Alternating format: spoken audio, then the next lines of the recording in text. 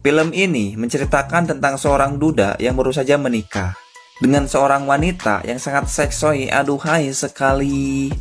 Ibaratkan buah mangga yang baru saja matang luar dan dalamnya, yang sangat sempurna.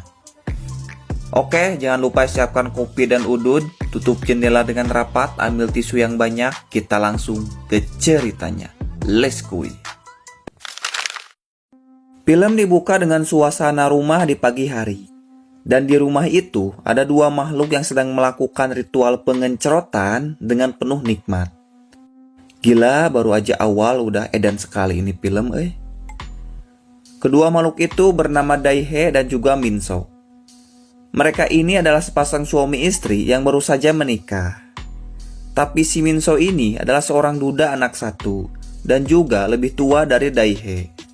Mereka berdua lalu pergi ke sebuah kafe milik Pak Usep untuk minum pop ice. Tidak lama datang anaknya Minso bernama Jayuk. Di sini Jayuk memberi salam kepada ibu barunya. Tapi sepertinya dia tidak terlalu suka kepada Daihe dan lebih memilih untuk pulang saja.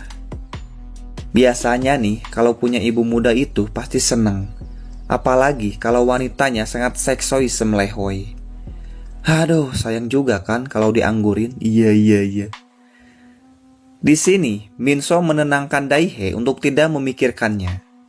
Karena lambat laun anaknya akan terbiasa dan menerima Daihe sebagai ibu barunya. Daihe pamit pergi untuk bertemu dengan temannya. Temannya ini bernama Nayon. Nah, di sini Daihe berniat akan memperkenalkan Nayon kepada Jayuk. Karena Daihe berpikir kalau Jayuk pacaran dengan temannya akan membuat Jayuk bisa menerima Daihe sebagai ibunya. Ketika sedang duduk dengan santuy, tidak lama Jayuk datang. Daihe langsung saja memperkenalkannya kepada Nayon. Meskipun Nayon ini orangnya pemalu, tapi dia tidak bisa menolak saat Nayon mengajaknya untuk pergi makan. Saat sedang makan, Nayon bertanya, "Apa kamu sudah punya pacar?" Jayuk lalu bilang bahwa dirinya tidak punya pacar. Setelah makan, Nayon lalu mengajak Jayuk ke rumahnya. Dan tidak lama, akhirnya mereka pun langsung melakukan ritual pengencerotan dengan durasi kurang lebih hampir 20 menit lah. Malam harinya, mereka berdua lalu pergi untuk jalan-jalan. Tapi Minso tidak sengaja melihat anaknya pergi bersama seorang wanita. Dia lalu pulang ke rumah dengan perasaan yang marah dan menceritakannya kepada Daihe bahwa anaknya pergi bersama seorang wanita dengan penampilan yang sangat seksoi sekali. Daihe lalu bilang bahwa wanita itu adalah teman dekatnya dan menyuruh Minso agar tidak marah lagi karena Jayuk sudah dewasa dan sudah waktunya untuk pacaran. Daihe pun pergi ke kamarnya untuk tidur. Pagi harinya, saat Minso sedang duduk santuy, tidak ada angin, tidak ada hujan, tiba-tiba saja Nayon datang, lalu mendorong Minso.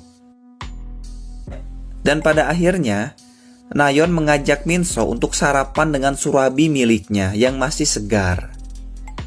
Si Minso pun langsung saja memakan surabi itu dengan penuh lahap. Wer takewer kewer, wik, cerot, sat. Siang harinya, Daihe dan Nayon sedang mengobrol dengan santuy. Dan ternyata si Nayon ini disuruh oleh Daihe untuk merayu si Minso. Dengan alasan agar si Minso tidak lagi melarang anaknya untuk pacaran. Karena hal itu akan membuat Jayuk semakin tidak suka pada Daihe. Tapi ternyata dari tadi Jayuk mendengar perkataan mereka yang membuat dirinya langsung marah.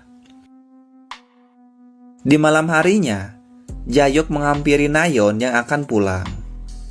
Di sini Jayuk menanyakan tentang maksud dan tujuan Nayon mendekati dirinya.